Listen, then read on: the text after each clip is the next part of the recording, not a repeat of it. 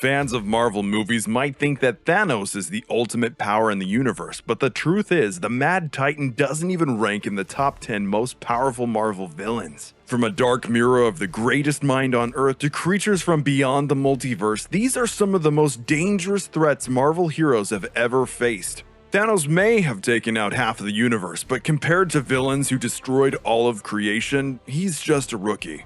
So strap in and prepare yourself, because today we're bringing you our top 10 strongest Marvel villains. Weighing in at number 10 is Onslaught, the dark side of Professor X and Magneto unleashed.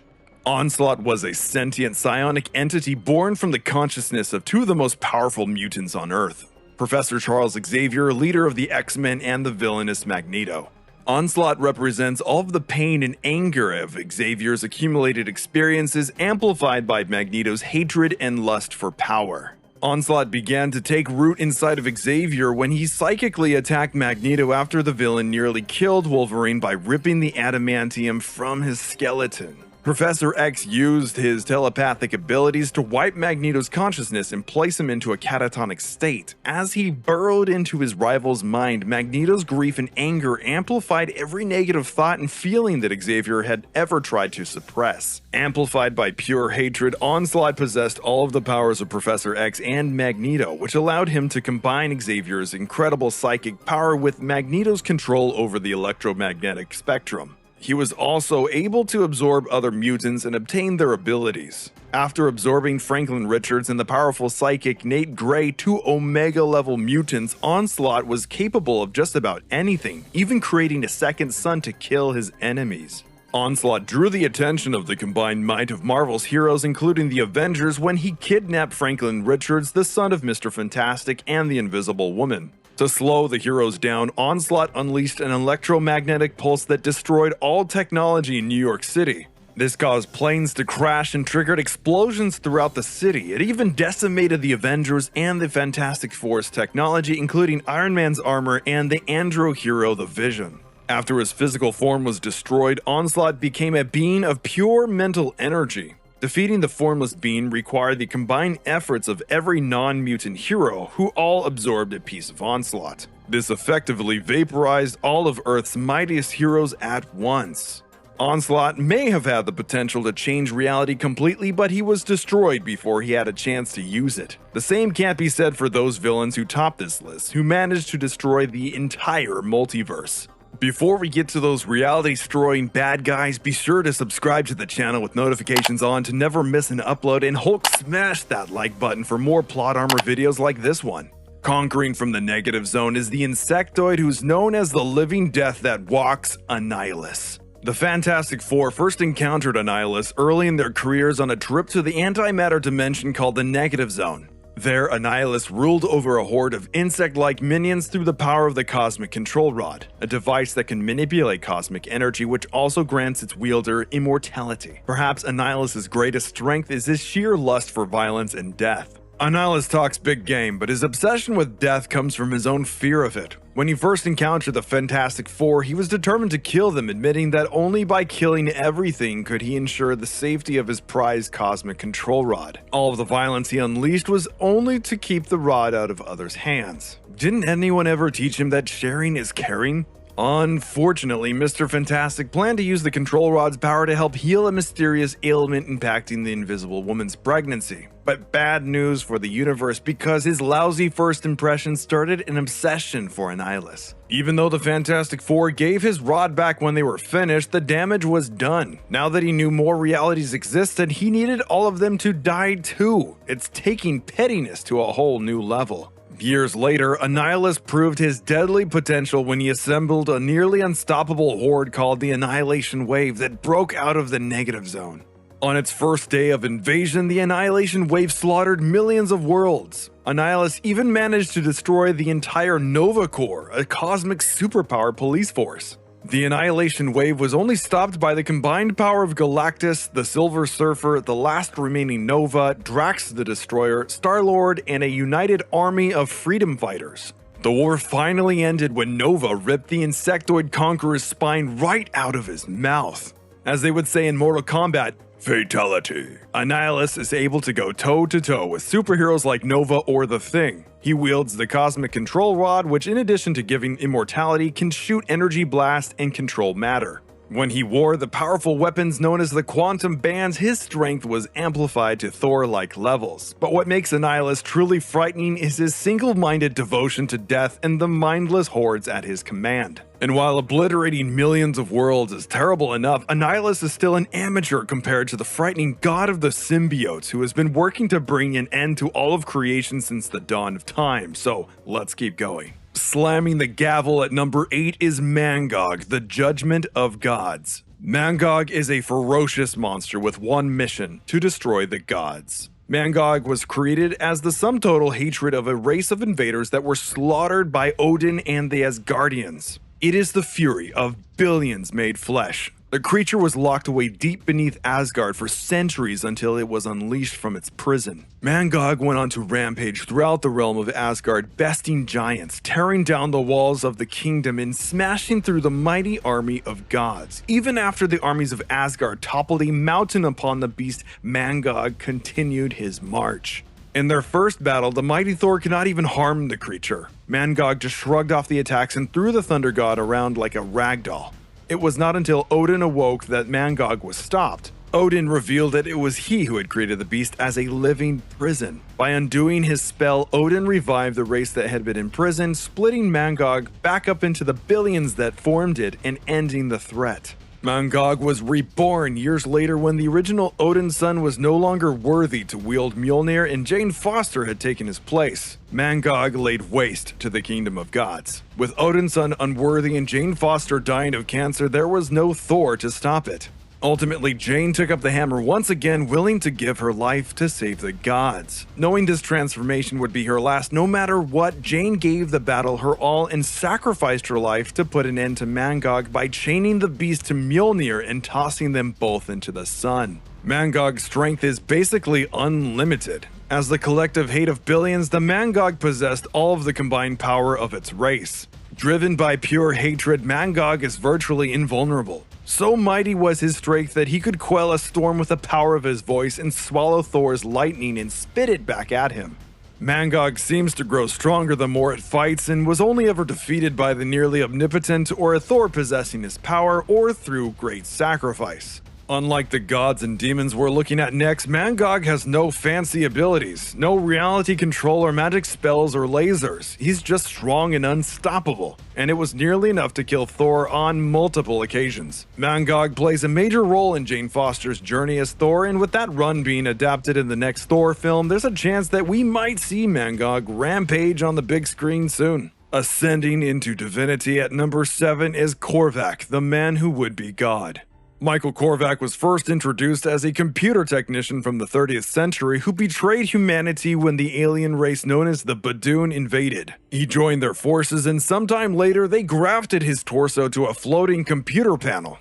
Korvac awoke to discover his transformation and killed the scientist who performed the operation on him. He was then transported through time by the Cosmic Elder, the Grandmaster, an ancient being who loved contests of all kinds. Korvac used his cybernetic body's ability to copy energies to scan the Grandmaster's powers. This allowed him to teleport through time and space.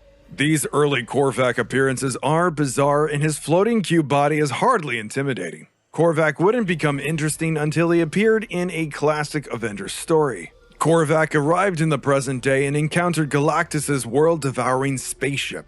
He tried to download the ship's data and knowledge into his own mind, but in doing so, he was imbued with the power cosmic and granted godlike powers. He would use that power to regain his human form once again, but the sudden rush of power gave him a bit of an ego. He now believed that it was his job to bring order to a chaotic universe under his rule. When the Avengers ambushed him, Korvac went on to kill all of the heroes who dared attack him as if they were nothing. Korvac was weakened in the battle though, which caused his wife Karina to doubt his powers and plans. Distraught and betrayed, Korvac committed suicide through the sheer force of will. In his final act, he revived the slain heroes just as the psychic Avenger Moondragon observed that his ultimate goal was to help mankind.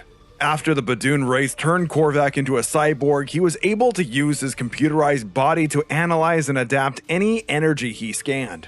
Once he copied the Grandmaster's powers, he could teleport through time and space, and scanning Galactus' technology raised him to a nearly divine level of power. This gave him the ability to project and control incredible levels of energy. Korvac's powers were so great that the Collector, a nearly omnipotent elder of the universe, told the Avengers that Korvac had the potential to end all of reality, right before Korvac zapped him out of existence from a world away. Korvac had the unlimited potential of a god, but was ultimately defeated by his own human fear of losing his love. The next villain on our list has no such emotions, simply a mission to kill everything and bring darkness. Reigning at number 6 from the void that existed before the known universe is the primordial god of the symbiotes, Null. Now this baddie might be the creepiest creature in our villainous countdown. Null was born in the void between the end of one reality and the birth of another. When the Celestials brought light and life to the cosmos, Null was ripped from the void. In revenge, he formed the darkness into a blade and beheaded one of the Celestials with one mighty blow. The remaining Celestials banished Null into the darkness, where he grew in power and hate. Alone in the shadows, he used the Celestial Skull as a forge and folded its power into a deadly blade he dubbed All Black the Necrosword. With this enchanted blade, he roamed the cosmos, extinguishing all life he encountered. His reign of terror lasted eons until one day he fell in battle and the Necrosword was lost. There it was taken by a being who would become known as Gore the God Butcher, who carried on Null's legacy of death. As Null recovered from the loss, he learned that he could create life from the darkness. Thus was born the symbiote race, a parasitic species that would one day spawn Spider-Man's nemesis Venom. Eventually, one of Null's creatures, the Grendel, came to Earth. There it did battle with Thor, and when he used his magic lightning, the pain of this attack traveled through the Grendel and into Null himself. The lightning forcefully separated Null from his hive, scattering the symbiotes and stranding those that had spread throughout the galaxy.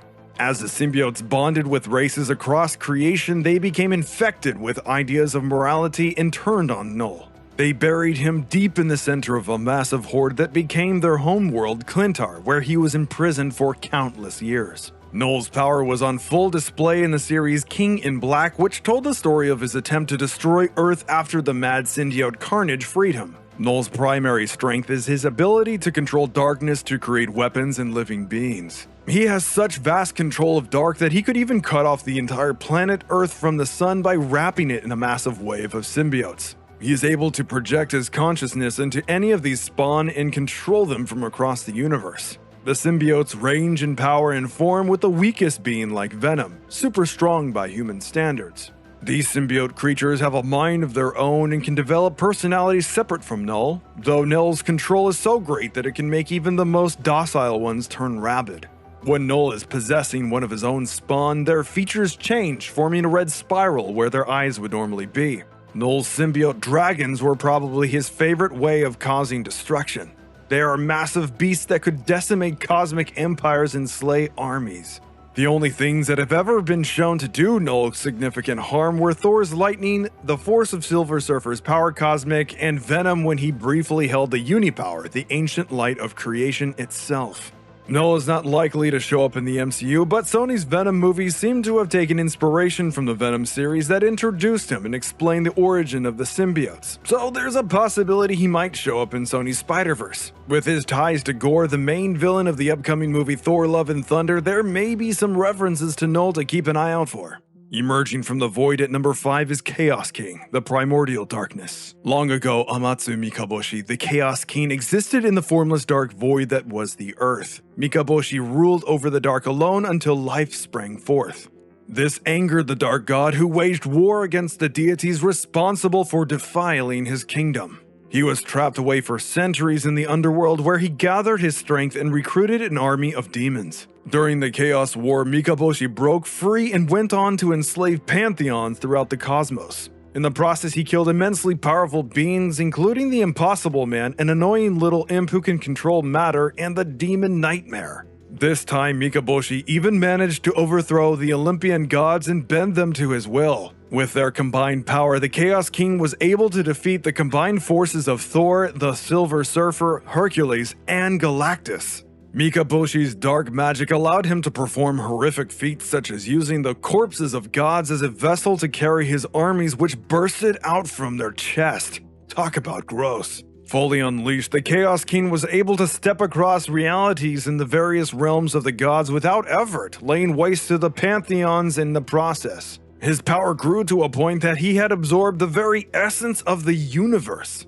Mikaboshi could shapeshift and control his form, turning his limbs into blades and creating copies of himself. He is able to possess other beings and use the bodies of the dead as a vessel for himself and his demon hordes. At his strongest, he was a threat to all of reality itself. The Chaos King might be one tough demon, but his capacity for cruelty doesn't quite measure up to the next demon on our list, who relishes in manipulation and trickery. Keep those tinfoiled hats on tight as we bring you number 4, Mephisto, Lord of Hell. Mephisto is one of the most cunning villains in the Marvel Universe, preferring to use his wits and trickery to torture the people of Earth. But that doesn't mean he isn't powerful enough in his own right. An ancient demon who has plagued mankind for centuries, Mephisto's true origins are unknown. He may or may not be the real devil, but he's perfectly happy to let people believe it. Mephisto's main goal is to populate his kingdom by enslaving the deceased souls of humans and torturing them. Mephisto's favorite pastime is making deals with mortals. Notably, he helped Spider-Man and Mary Jane undo their marriage as a part of a deal to bring Spider-Man's Aunt May back to life.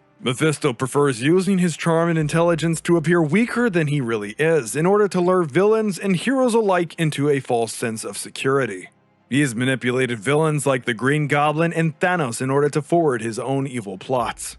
This trickery has led many people making very foolish deals, Mephisto's favorite way of causing trouble. He is able to use his demonic powers to alter reality itself. To undo Peter Parker and Mary Jane Watson's marriage, Mephisto actually merged the Prime Marvel Universe with another reality similar to the original, except for one detail about their wedding. The Scarlet Witch once siphoned off a part of Mephisto's reality warping powers to create her twin children, though they were eventually erased from existence when Mephisto reabsorbed them.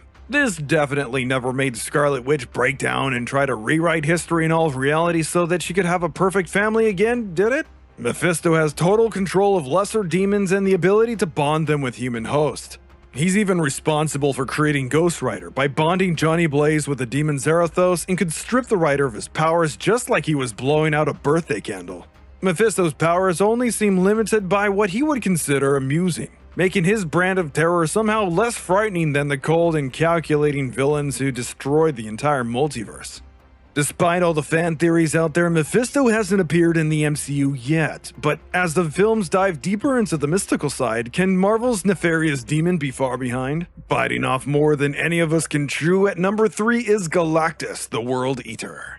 Galactus is a cosmic energy, a creature of celestial order with an insatiable hunger that only the energy of living planets can quell. Once known as a scientist named Galen of Ta, he was the last survivor of the 6th cosmos. Galen was caught in the death throes of his universe and became one with the sentience of the universe and born into the new universe. Galactus' destruction is without malice or emotion. It is simply a way of nature. His morality is beyond mortal concepts of good and evil, or hunger. To keep his belly full, Galactus employs heralds he imbues with his own energy, the power cosmic, an ancient force of creation itself. The most notable being the Silver Surfer.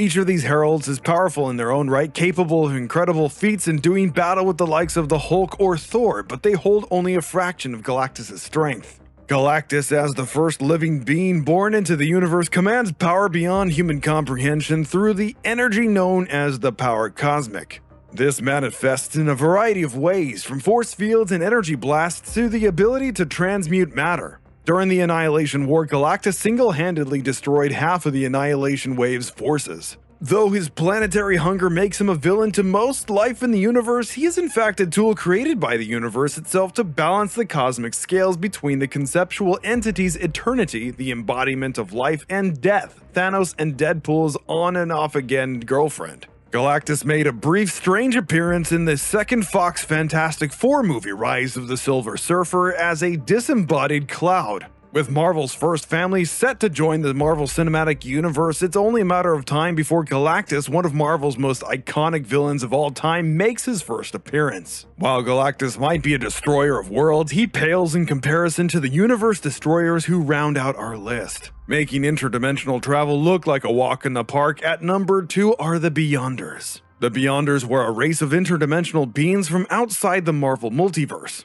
They considered themselves scientists and viewed the multiverse as little more than an experiment. In their effort to study the nature of reality, they triggered the collapse of the entire multiverse in a series of collisions between parallel Earths known as incursions. Despite the best efforts of the Illuminati, no one was able to stop the chain reaction the Beyonders started, and all of reality ended in white-hot explosion. Only 3 people survived: Doctor Doom, Doctor Strange, and our number 1 reality warping villain, the Molecule Man. Together, Doom and Strange managed to use the Molecule Man as a bomb to destroy the Beyonders. In the ensuing destruction, the 3 combined their powers to form a single planet called Battleworld. This planet was made up of leftover scraps of the multiverse and ruled by Doctor Doom, with the Molecule Man as a sort of living battery. The Beyonders were powerful enough to kill the all-powerful living tribunal in all reality simultaneously. When confronted by a group of powerful Avengers including Thor, Starbrand, and Hyperion, a knockoff Superman, a single Beyonder nearly killed all 3 single-handedly. Eventually, they had pushed their experiments into life as far as they could go and decided to observe what would happen in the destruction and decay, so they built a living bomb, the aforementioned the Molecule Man. The Beyonders' physical form seemed to be incomprehensible to the characters in the Marvel Universe. Instead, they spoke from what seemed to be a breach in space. They were, however, capable of creating avatars that held their essence and interacted with mortals. One such interaction allowed an avatar to rip off the limbs of an Asgardian god. Though their power was immense, the Beyonders were not indestructible. By detonating a bomb created from the Molecule Man of many universes, Doctor Doom was able to destroy them, while also bringing the number of universes in the multiverse down from a few hundred to just 12. Oops. Weighing in at number 1 of the greatest threats to the Marvel Universe is the Molecule Man, Master of Reality. Owen Reese, the Molecule Man, was first introduced as a nuclear lab technician bombarded with radiation that granted him the power to control matter. Over the years, the potential and scope of his powers expanded, allowing him near total control over all reality at a subatomic level. In truth, the Molecule Man was a creation of the aforementioned the Beyonders. They designed the Molecule Man to exist across all reality simultaneously as a living bomb with enough power to destroy whatever universe contained him. Molecule Man exists in every reality at the same time, which also makes him mentally unstable. Molecule Man proved a formidable foe from the beginning, encasing all of Manhattan in a glass dome or even controlling people's minds. But his true purpose and potential was revealed in the reality-destroying event Secret Wars. Molecule Man hinted at his unlimited potential through his amazing feats like completely disintegrating the supremely powerful and mentally unstable hero, the Sentry. He was able to both completely destroy and revive an entire town in Colorado, including the people who live there. When the incursion events began, setting off a chain reaction that threatened the entire multiverse, Doctor Doom was able to use the Molecule Man as a part of his plan to avert reality's complete erasure. By detonating Molecule Man in a massive explosion that destroyed the Beyonders, he accelerated the end of the multiverse and channeled Reese's power.